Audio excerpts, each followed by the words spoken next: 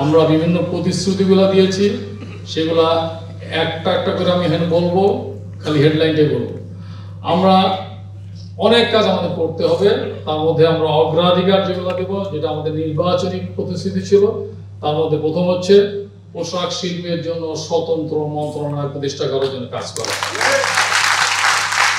SME এবং নন bonded factory যারা আছেন তাদেরকে বাড়তি সহযোগিতা দেওয়া। এই জন্য বাড়তি সহযোগিতা হবে যে আজকে যারা এসএমই আছেন তারা বাড়তি সহযোগিতা পেলেই সামনে বড় শিল্প গড়ে তুলবেন।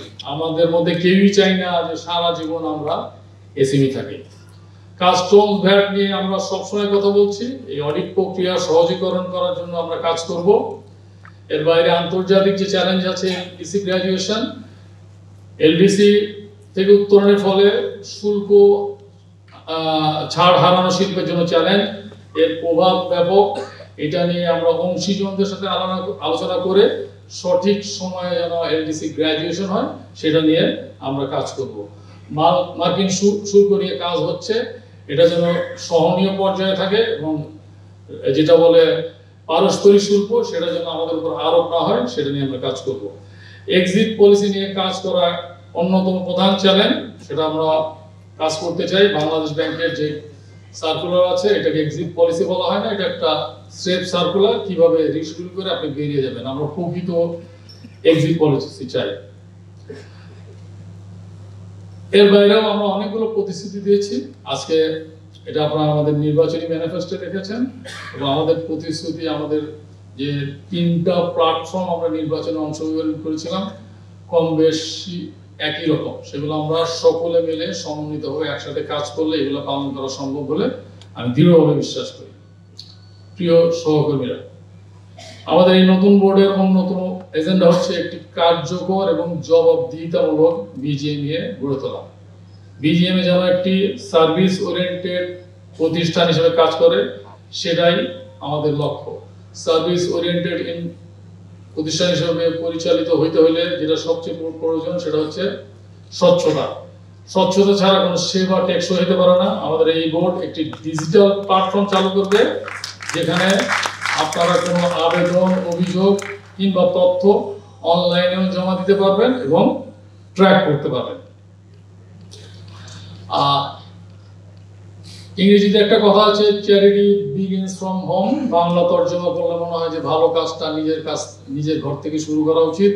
আমরা সব সময় বলি যে কস্ট অফ ডুইং বিজনেস কমাইতে হবে এবং আমরা বারংবার সরকারের কাছে আবেদন করি।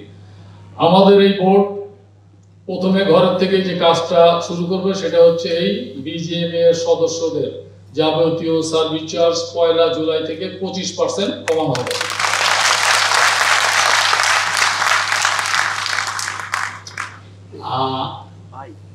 আমরা আরো একটা কাজ করতে চাই, যেটা আমি ডায়াসে বসে চিন্তা করছিলাম। এটা অবশ্যই আমার বোর্ড অ্যাপ্রুভ করলে বা আমার স্টেক হোল্ডার বা সিনিয়র যারা আছেন তারা অ্যাপ্রুভ করলে সম্ভব হবে।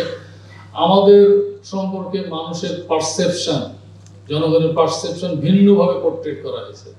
আমি চিন্তা করলাম আমরা নিজেদেরকে সম্মান দিতে পারি কিনা।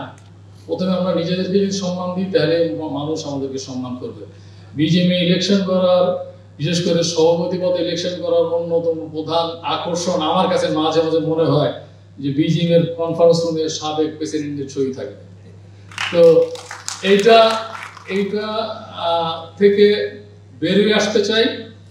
এত বড় বিজিএম এর ভবন, আমি জানি না আরএমজি হল অফ ফেম করা যাবে কিনা।